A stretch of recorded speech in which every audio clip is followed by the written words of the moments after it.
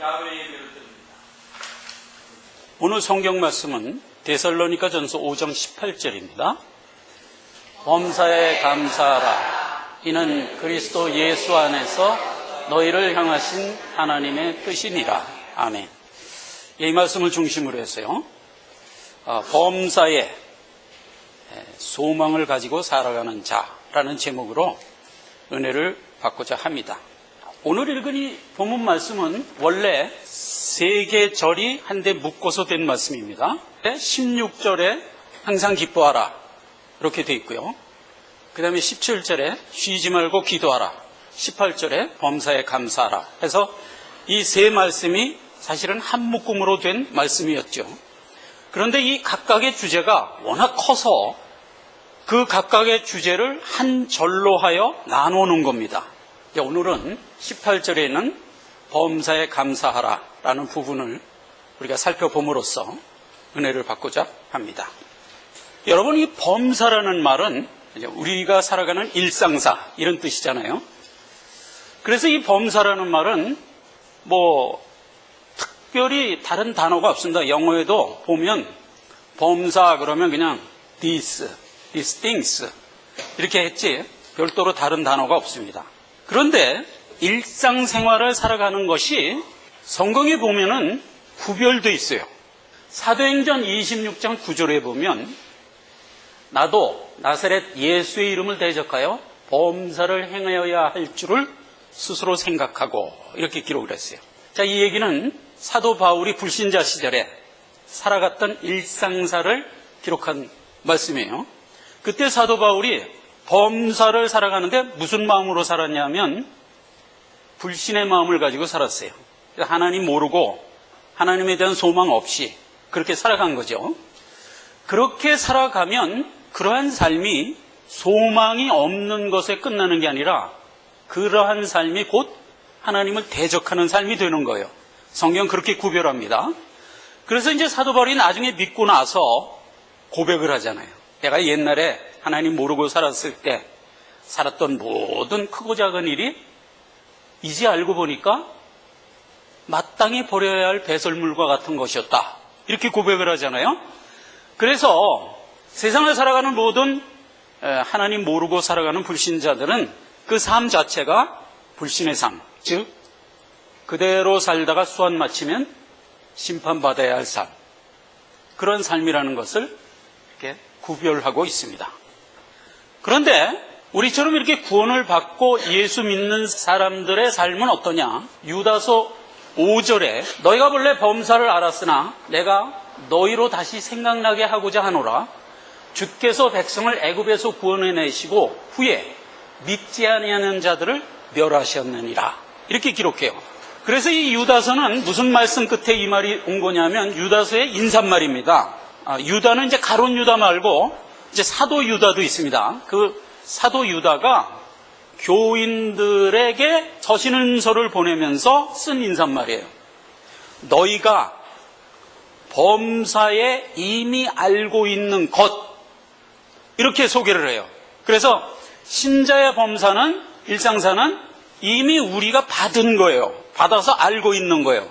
그 알고 있는 대로 살아가는 너희에게 너희가 받은 것을 다시 한번 리마인드 시켜주기 위해서 내가 이 말을 쓴다. 이렇게 얘기하는 겁니다. 그러면서 여기 내용을 보세요. 너희가 받은 것의 내용이 뭐예요?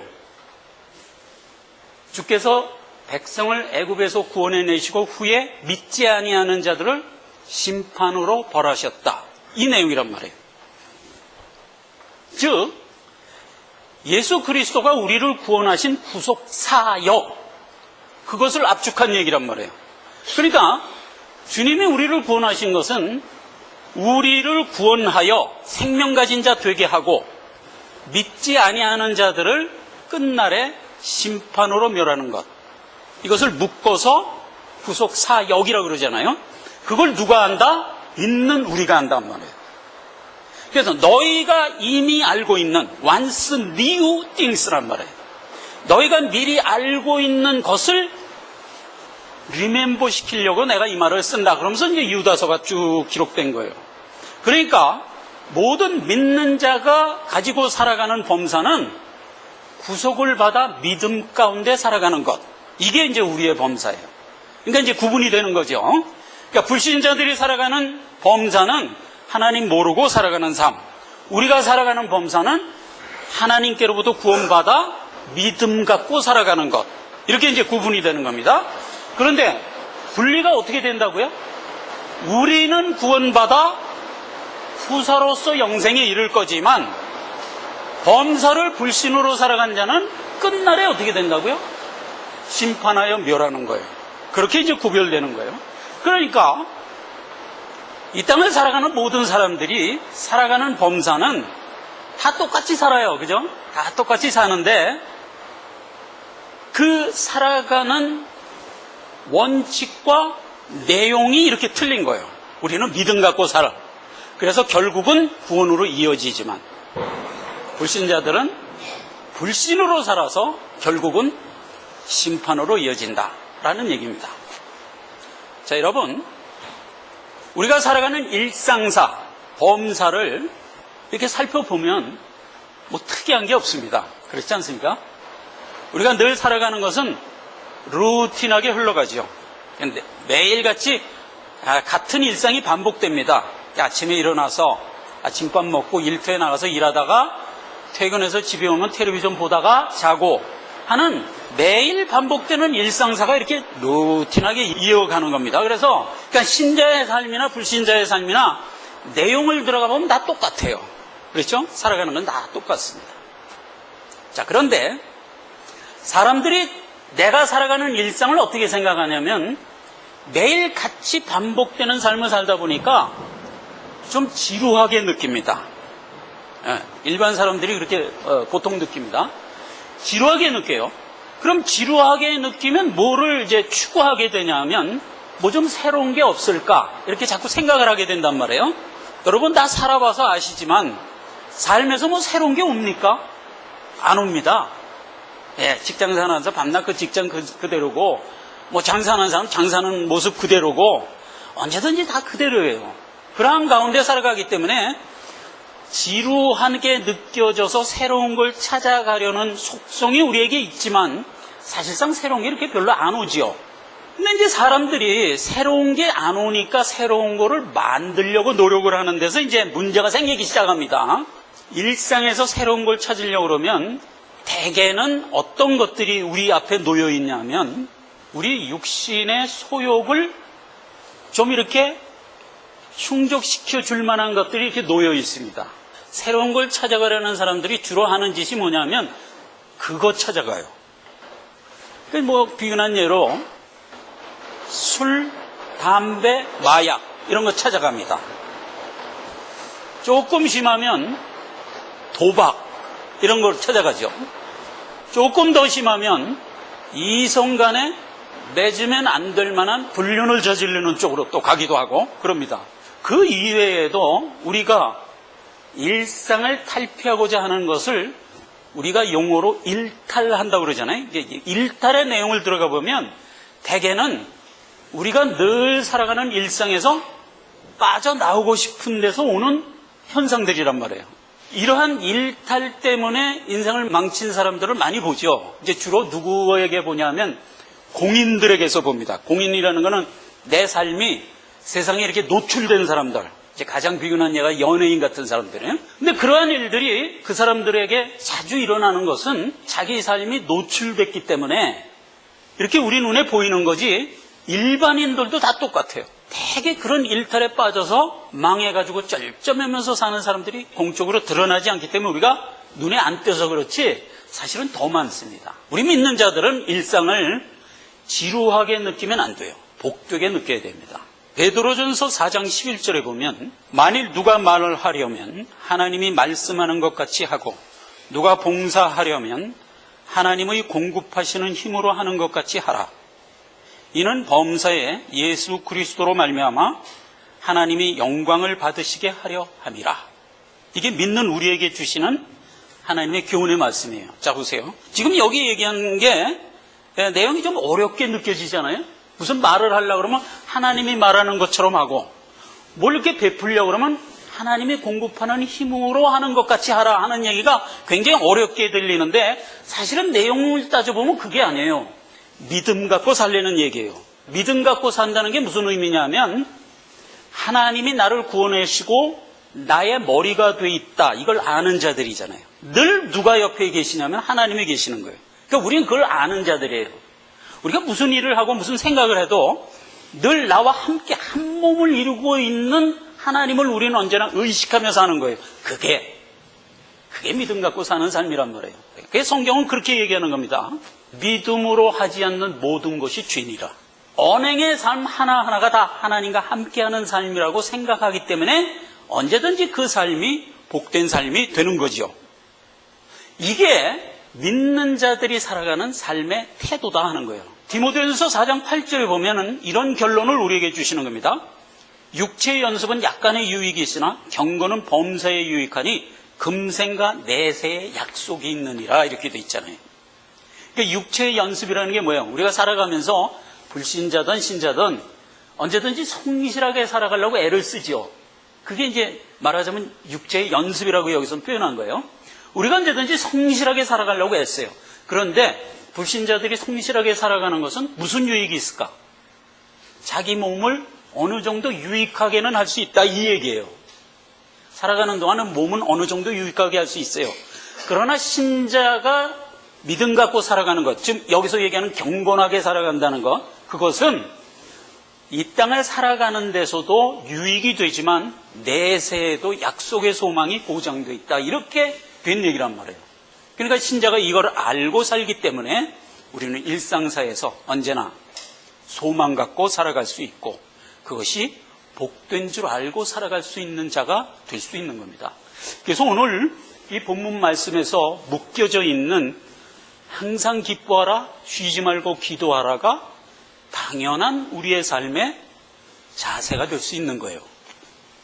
자, 그래서 오늘은 성경에서 일상을 평범하게 살다가 하나님께로부터 구원의 복을 받고 살아간 두 사람의 예를 제가 좀 들어보고 은혜를 받으면서 이 시간을 마치려고 합니다. 그 첫째 한 사람은 루디아라는 여자분이고요. 또 두 번째 한 사람도 브리스길라라는 여자분입니다. 이제 브리스길라는 이제 남편과 함께 묶여져서 성경에 기록되어 있어요.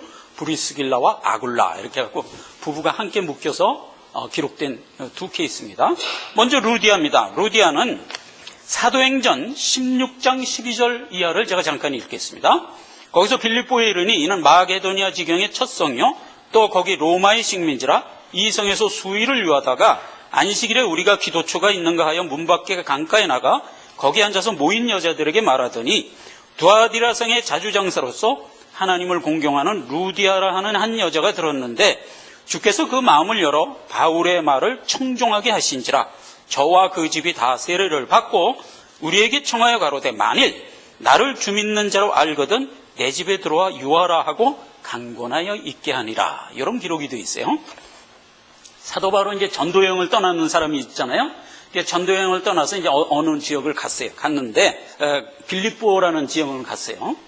그 지형을 좀 보면서 보면 좀 더 지금 빌립보라는 데가 어디 있습니까? 저기 있죠. 마게도니아라는 그 지방. 그러니까 사도 바울이 지금 빌립보 지방까지 전도여행을 하러 온 겁니다. 와갖고 이제 타지에 왔으니까 뭐 기도처가 없나 그래갖고 이렇게 보니까 강가에 좋은 한적한 곳이 있어서 강가를 간 거예요.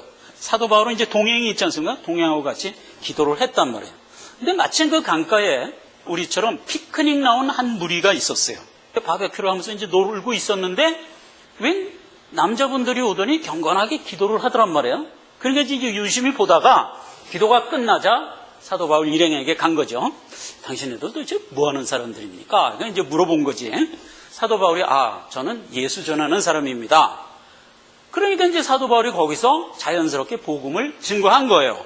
그랬더니 루디아가 그 복음의 말씀을 듣고 아멘 하고 그 자리에서 믿게 된 거예요. 그런데 그렇게 루디아만 믿은 게 아니라 그와 그 집 모두가 구원을 받으니라. 이렇게 해서 이제 믿게 된 얘기를 지금 기록한 거예요. 여기 본문 말씀에 보니까 루디아가 어떤 상태로 그 복음을 들었냐면 이렇게 얘기했어요. 주께서 그 마음을 열어 바울의 말을 청종하게 하신지라. 이게 복이란 말이에요. 자, 여러분, 복음의 말씀은 언제든지 선포돼요. 언제든지 선포되는데 사람들이 그 복음의 말을 듣고 좀 자세히 들어야겠다 하는 마음을 루디아가 가졌다는 얘기예요. 이게 복이에요. 그게 바로 하나님이 영생 주기로 작정된, 하나님이 작정하여 예비한 사람이었단 말이에요. 그 루디아가 복음의 말씀이 자기 귀에 들리자 바로 아멘하여 나와서 내가 구원 얻었다는 것을 확인하는 이런 복을 얻게 된 거란 말이에요. 여러분, 예수를 믿는 일에, 이 필드에서 가장 큰 이적이 뭐라고 생각하십니까? 우리가 흔히 간증을 많이 들어요. 많은 고난 속에 빠졌다가 하나님의 은혜로 건짐을 받아서 구원 얻는 그런 식의 간증들을 많이 듣습니다. 그게 더 기적적으로 느껴지죠, 우리에게는. 그런데 진짜 큰 기적은 뭐냐? 아무 연고 없이 평생을 살아가면서 예수 믿게 된 것이 가장 큰 기적이에요. 여러분, 조금만 생각해봐도 알 수 있는 게, 어떤 큰 고난 속에서 건짐을 받아 예수를 믿는 것은 그 고난 속에서 건짐을 받는다는 그 사건 자체가 큰 도움을 준 거예요. 그래서 하나님의 말씀을 내가 아멘으로 받아서 하나님께 나간 이 마음은 전체를 놓고 보면 요만큼이고, 큰 고난에서 건졌다는 이 충격 때문에 믿는 게 이만큼이야. 그래서 이만큼 플러스 요만큼이 돼서 구원받은 거예요. 여러분 생각해 보세요. 죽어있는 자가 살아난 것이 기적이지. 그렇죠, 이게 기적이지. 근데 죽어있는 자가 살아난 것이 전적으로 하나님의 말씀에만 의지하여 살아났다면 그게 가장 큰 기적이란 말이에요. 뭔가 다른 보조, 도움의 어떤 상황 때문에 믿음으로 나왔다면 이것은 거저먹고 들어간 케이스란 말이에요. 그런 의미에서 본다면 이 루디아야말로 가장 복받은 자예요. 오늘날 대개 보면 큰 연고 없이 예수 믿은 자들이에요. 이게 가장 큰 복이에요. 이제 사도 바울은 루디아 집이 온통 구원받고 난 것을 확인하고 그 지역에 복음을 전거하러 막 다녔어요. 그런데 이번에는 루디아 같은 사람은 안 만난 거야. 그건 누굴 만났냐?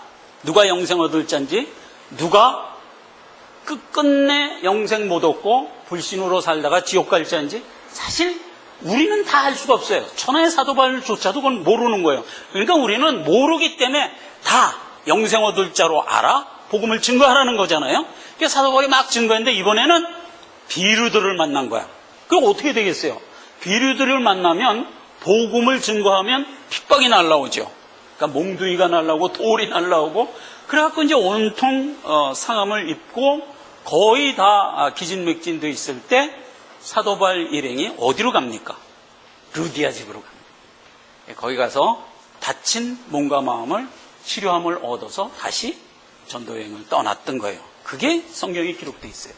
그래서 주 믿고 은혜 받은 모든 성도들이 살아가는 행태를 보면 말씀 증거하는 자들을 선대하며 살아가는 모습을 또 보이게 돼요. 여러분, 갈라디아서 6장 6절에 보면 그 말씀이 기록되어 있습니다. 모든 성도는 말씀을 증거하는 자와 언제나 좋은 것을 함께하라, 이렇게 되어 있어요.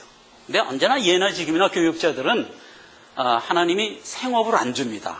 그냥 말씀 증거하는 것으로 살아가게 만들어요.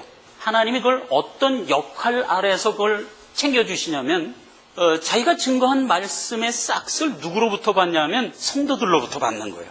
성경 그래서 명하는 겁니다. 이렇게 루디아처럼 선대하며 살기를 명하는 겁니다. 자, 이게 루디아 케이스입니다. 브리스길라 케이스는 직장 일터에서 만난 케이스입니다. 사도 바울이 이제 고린도를 온 거예요. 사도 바울은 이제 그 당시에 자비량하면서 선교여행을 다녔거든요. 그때는 교회가 다 연약할 때니까 사도 바울이 자비량을 하면서 다녔어요. 그러니까 내가 일해서 얻은 돈 갖고 그거 갖고 이제 선교여행 떠나고 또 돈 떨어지면 또 어디 가서 일하고 이렇게 다니는데, 사도 바울이 한 일이 뭐냐면 천막 만드는 일을 했던 거예요. 그래서 이제 고린도에서도 돈이 다 떨어져서 사도 바울이 이제 한 일주일간 천막을 좀 만들어서 팔아서 선교비를 만들어 갖고 또 선교여행을 해야겠다 하고 이제 막 천막을 만들고 있는데 천막 만드는 또 다른 사람들이 있었을 거 아닙니까?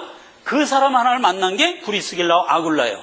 그러니까 브리스길라와 아굴라도 천막 만드는 것이 직업인 사람이었어요. 그러니까 이제 같은 직업에 있기 때문에 만들다가 이제 필드에서 만난 거죠. 그렇게 만났는데 사도 바울은 뭐 누구든지 만나면 가만 놔두는 사람이 아니잖아요. 예수를 증거했지. 그러니까 이제 브리스길라와 아굴라가 거기서 믿고 구원을 얻은 거예요. 자, 그러니까 이제 브리스길라와 아굴라가 내가 이제 구원의 도를 알고 이제 영생 가진 자가 돼서 믿음 갖고 살아가게 됐단 말이에요. 그런데 보니까 사도 바울이 천막을 만들어서 자비랑하면서 성경을 하거든. 그러니까 내가 차라리 그러지 말고 사도 바울님 나랑 같이 다닙시다 이렇게 된 거예요. 그래갖고 이제 사도 바울이 고린도에서 삥 돌아서 에베소를 가게 됐어. 브리스길라 아굴라도 나도 따라가겠다고 해서 에베소까지 따라온 거야. 그래갖고 이제 거기서 같이 이제 동역을 하면서 일을 했는데 사도 바울은 뭐 에베소만 머물러 있을 수가 없는 사람이니까 에베소에서 또 어디로 갔냐? 안디옥. 이 끝에 안디옥 있잖아요. 브리스길라와 아굴라 보고 당신네들은 여기까지 따라오지 말고 워낙 길이 머니까 당신네들은 우선 에베소에 좀 남아 있어라. 이렇게 남겨두고 떠난 거예요. 그랬는데 에베소에서 무슨 일이 있었냐? 이런 일이 있었습니다. 사도행전 18장을 제가 읽겠습니다. 알렉산드리에서 난 아볼로라 하는 유대인이 에베소에 이르니 이 사람은 학문이 많고 성경에 능한 자라. 그가 일찍 주의 도를 배워 열심으로 예수에 관한 것을 자세히 말하며 가르치나 요한의 세례만 알더러니더라. 그가 회당에서 다음대에 말하기를 시작하거늘 브리스길라와 아굴라가 듣고 데려다가 하나님의 도를 더 자세히 풀어 이르더라. 이는 성경으로서 예수는 그리스도라고 증거하여 공중 앞에서 유력하게 유대인의 말을 이기밀어라. 이렇게 된 얘기예요. 자, 요 얘기가 무슨 얘기냐면 알렉산드리아 하면은 요기죠. 요 아프리카 북부에 있는 요 도시예요. 요게 언제 생긴 도시냐 하면은 알렉산더가 세운 도시예요. 근데 이 알렉산드리아가 굉장히 그 당시에 모든 헬라 학문이 집약돼 있었어요. 그 당시에. 그래갖고 이 알렉산드리아가 태어난 BC 323년경 이후에 한 100여 년쯤 지난 BC 한 250년경에 알렉산드리아에 많은 학자들이 모여 있었어요. 그래서 그 학자들 중에는 유대인 학자들이 많았는데 그 유대인 학자들이 그 당시에는 구약 성경만 있을 때잖아요. 그러니까 구약 성경을 좀 헬라어로 번역을 해야 되겠다 하는 생각을 한 거야. 그래갖고 알렉산드리아에서 그 구약 성경을 헬라어로 번역을 했어요. 그걸 70인경이라고 그래요. 그래서 그때 그거를 헬라어로 번역한 사람들이 알렉산드리아에 사는 말하자면 학자들 72명이 모여서 그 구약을 헬라어로 번역을 했어요. 그래서 알렉산드리아는 구약 성경을 이방인인 헬라인도 읽을 수 있도록 한 최초의 사건이 여기서 생긴 거예요. 그래갖고 많은 사람들이 말하자면 하나님의 성경 말씀을 접하게 된 거예요. 그래서 그 하나님의 성경 말씀을 접하여서 훌륭한 성경학자가 된 자가 바로 누구냐? 아볼로였어요. 이 아볼로가 그 헬라어로 번역된 성경을 읽고 크게 은혜를 받았어요. 근데 구약 성경을 읽어보면 뭐를 알게 돼요? 하나님께서 너희를 지으셨고 메시아를 보내서 너희를 구원할 거다 하는 말하자면 예언이 기록되어 있잖아요. 구약에. 그러니까 이제 이 아볼로가 그걸 다 읽고 언젠가 하나님께서 메시아를 보내주시겠구나, 그리스도를 보내주시겠구나 하는 데까지 알았던 거예요. 그리고 하도 은혜를 받으니까 에베소에 건너와서, 그러니까 지중해를 건너 에베소에 건너와서 목회를 하고 있었어요. 브리스길라와 아굴라가 그 아볼로 교회에 가서 예배를 하러 이제 갔어요. 갔는데 아볼로가 설교를 하는 걸 들어보니까 요한의 세례까지만 설교를 하는 거야. 말은 참 잘하고 유창하게 은혜롭게 하는데 내용을 들어보니까 구원까지 오질 않고 회개하라까지만 오는 거야. 예. 그러니까 구원의 도라는 건 뭐예요? 예수 그리스도가 이미 피로써 너희 죄를 사하여 없애버리고 너희를 무죄한 자로 만들어 구원했다잖아요. 이게 복음이잖아요. 그러니까 여러분, 우리도 오늘 그걸 분명히 알아야 돼요. 우리가 구원받은 게 뭐예요? 예수님이 일방적으로 와서 내가 도무지 씻을 수 없는 나의 죄를 일방적으로 하나님이 십자가에서 스스로 죽음으로써 죄값을 대신 치르고 우리를 살려준 거잖아요. 그래서 우리가 살아난 거란 말이에요. 그러니까 모든 믿는 자는 내가 구원받아 생명 가진 자가 된 게 누구 은혜예요? 전적으로 하나님 은혜죠. 요걸 아는 게 신자의 믿음이라고요. 신자가 뭘 아는 게 중요하냐? 내가 구원받은 것은 내 노력이나 내 의로 구원받은 게 아니다 말이에요. 그럼 어떻게 구원받았냐? 하나님이 전적으로 나를 대속하여 구원시켜 준 거예요. 그래서 내가 구원받은 거예요. 그걸 아는 걸 믿는 자라고 그러는 거예요. 브리스길라 아굴라는 사도 바울로부터 그걸 전해 듣고 아멘하여 믿는 자가 된 거잖아요. 그러니까 브리스길라 아굴라는 내가 어떻게 구원을 얻었는가, 그리고 구원은 이미 나에게 임하였다는 사실을 알고 있는 자란 말이에요. 그렇게 알고 있는데 아볼로 교회 가서 설교를 들어보니까 요한의 세례까지만 설교를 하는 거예요. 그러니까 요한의 세례는 뭐예요? 다른 게 없어요. 회개하라예요. 회개하라. 왜 회개하냐? 앞으로 그리스도가 올 거니까 대비하기 위하여 회개하라 이거예요. 그러면 이건 구원받은 게 아직 아니지. 구원받은 자는 이미 생명 갖고 무죄한 신분이 됐기 때문에 회개할 게 없어요. 그러면 구원받은 자가 경건하게 살아가는 건 뭐냐? 그건 회개라고 하지 않아요. 뭐라고 얘기해요? 성화의 삶, 발 씻는 거라고 얘기해요. 주님이 얘기했잖아요. 이미 구원받은 자가 할 일은 발만 씻으면 되는 거예요. 그러니까 우리가 살아가는 행보에서 나도 모르게 죄된 세상을 발 담그고 살다 보면 발이 자꾸 더러워져. 발 씻으라는 얘기예요. 이거는 회개와는 격이 다른 거예요. 산자로서 마땅히 하나님의 자녀의 신분으로 살아갈 자로서 살아가고자 하는 상황에서 오는 여러 가지 때를 씻으라는 얘기지 회개하고는 틀려요. 회개는 뭐냐? 내가 근본적으로 죄인이기 때문에 죄를 씻기 위한 게 회개예요. 그렇기 때문에 신자는 회개하고는 이미 떠난 사람이에요. 그래서 성경은 뭐라고 얘기하냐? 그리스도도의 초보가 뭐냐 이 말이에요. 회개가 초보예요. 회개가 초보예요. 그렇기 때문에 그리스도도의 초보에 머물지 말고 완전한 데 나가는 신앙생활을 해라 이렇게 명하는 거예요. 모든 믿는 자는 회개를 하겠다고 하면 안 돼요. 그럼 그리스도의 구원의 도를 잘못 알고 있는 거예요. 우리가 회개를 해야지. 그렇잖아요. 우리 삶이 온전하고 완벽하지 않은데 어떻게 회개를 안 할 수가 있어요. 그래서 회개를 해야 돼라고 생각하면 잘못 알고 있는 거예요. 그럼 어떻게 하냐? 회개가 아니라 믿는 자들은 발 씻는 거예요.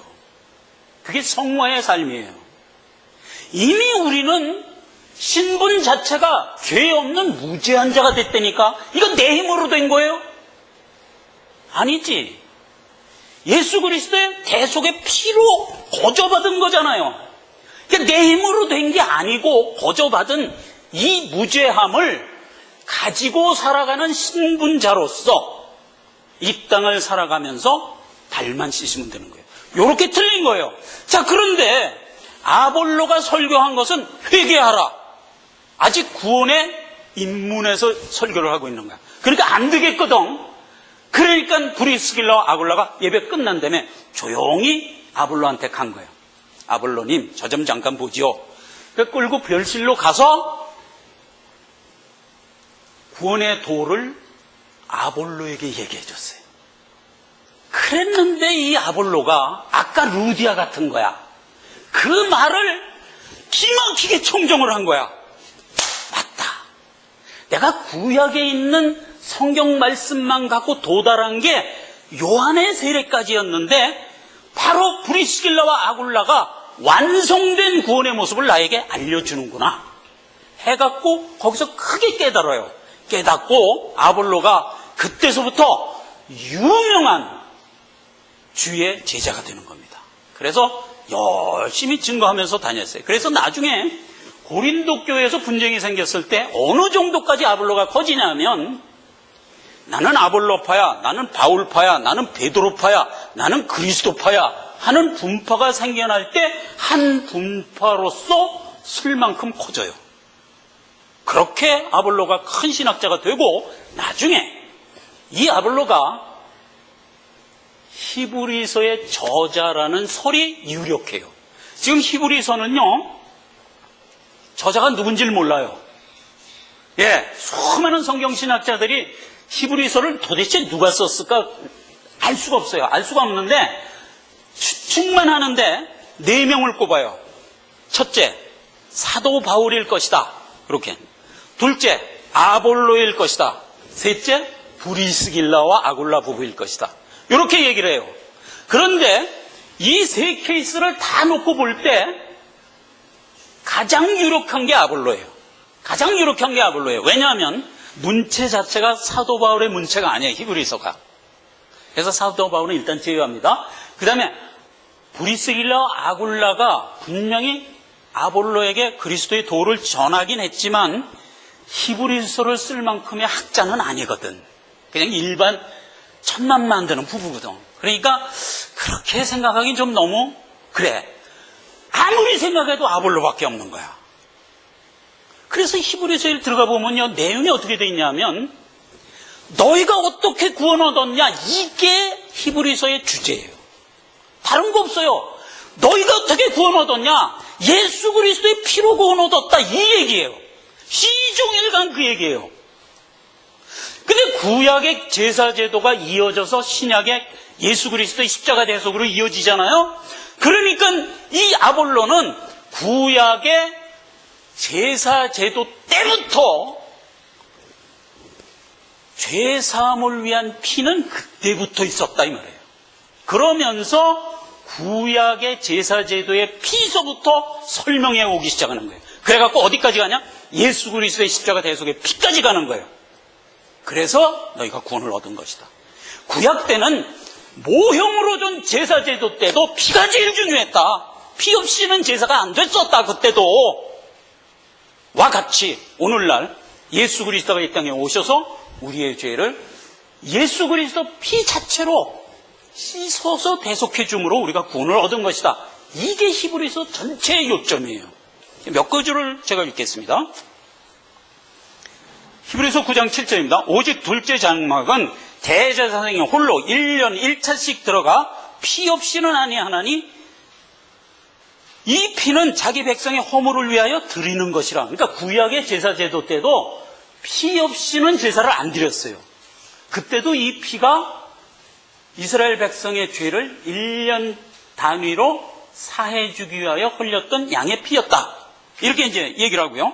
22절에는 율법을 쫓아 거의 모든 물건이 피로써 정결케 되나니 피 흘림이 없은즉 도무지 사함이 없다. 이렇게 정의가 되고 있고요.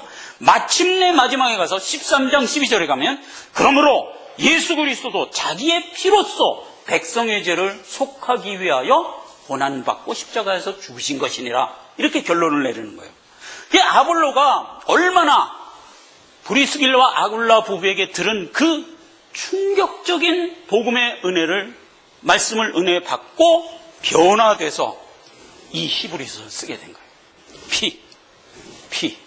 피가 아니면 우리는 도무지 내 죄를 씻을 방법이 없었던 자들이다 말이에요.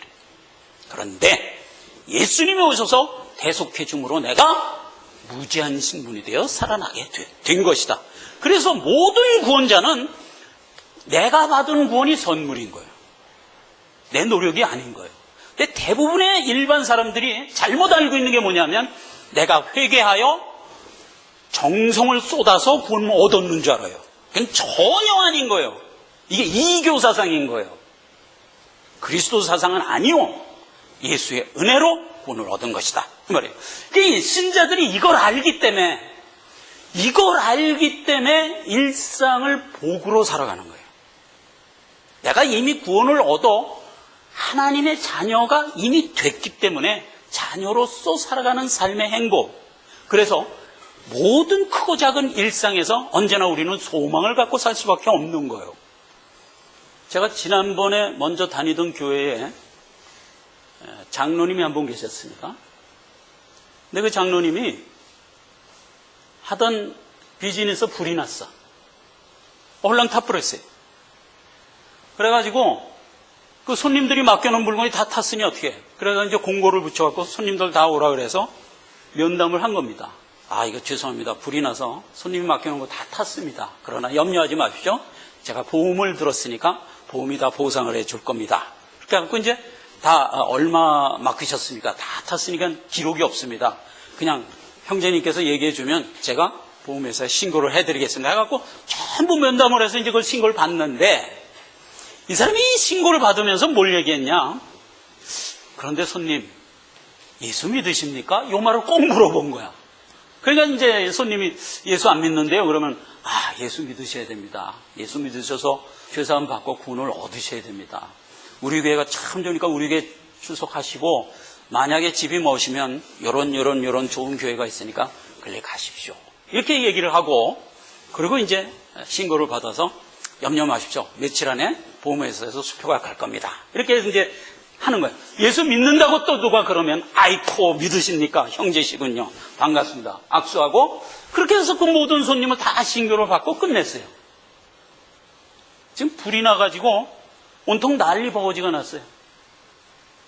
그런데 이런 평상을 유지하면서 이런 소망의 행보를 할 수 있을 것 같습니까?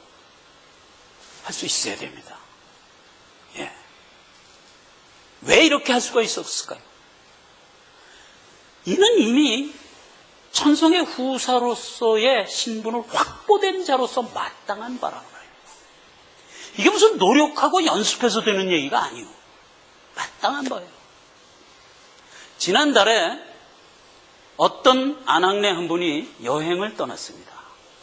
여기저기서 이제 여행사가 모집을 해서 한 50명이 한 버스를 타고 다니면서 이제 이렇게 여행을 하잖아요.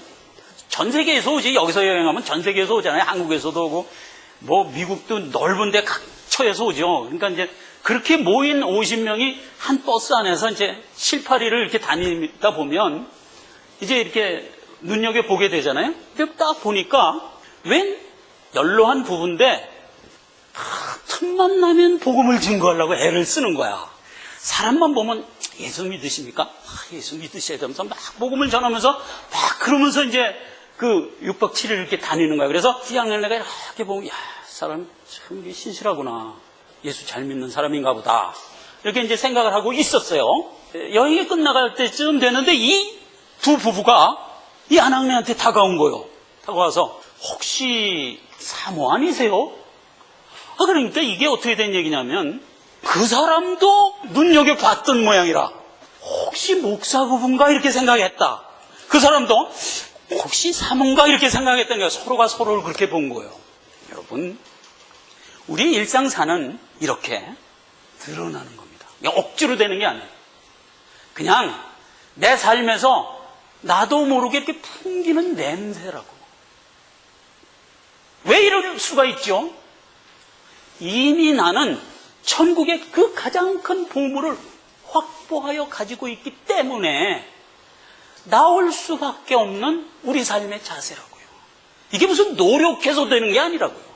자연이 흘리는 냄새라고요. 오늘 우리가 일상에서 아무 연구 없이 하나님이 주신 말씀만 듣고 아멘하여 믿는 자들이 가장 큰 복을 받은 자, 가장 큰 기적을 경험한 자들이에요. 하나님이 나에게 주신 보물을 내 안에 간직하고 살아가는 자들이다 이 말이에요. 이걸 생각하시고 무슨 일을 만나든 지루한 일상마저도 우리에게는 언제나 복된 것이다 라는 생각을 하시면서 힘차게 살아가는 우리 모두가 되기를 바랍니다. 기도하겠습니다. 아버지 하나님 은혜를 감사합니다. 범사에 감사하라. 이 말씀을 우리가 마음속 깊이 다시 한번 되새기며 은혜를 받습니다. 우리의 남은 여생이 어떠한 여정으로 우리에게 있을지라도 우리가 소망과 기쁨 가운데 이 길을 걸어가는 우리 모두가 되게 해 주시고 우리가 살아가는 모든 언행의 삶에 그리스도의 냄새를 풍기는 자가 다 되어서 하나님께 영광을 돌리게 하옵소서. 예수님의 이름으로 기도했습니다. 아멘. 자, 우리 다 함께 주기도문으로 예배를 드리겠습니다. 하늘에 계신 우리 아버지여, 이름이 거룩히 여김을 받으시오며 나라에 임하옵시며 뜻이 하늘에서 이룬 것 같이 땅에서도 이루어지이다. 오늘날 우리에게 일용할 양식을 주옵시오. 우리가 우리에게 죄 지은 자를 사하여 준 것 같이 우리 죄를 사하여 주옵시오. 우리를 시험에 들게 하지 마옵시오. 다만 악에 쏘고하옵소서. 대개 나라와 권세와 영광이 아버지께 영원히 있사옵나이다. 아멘.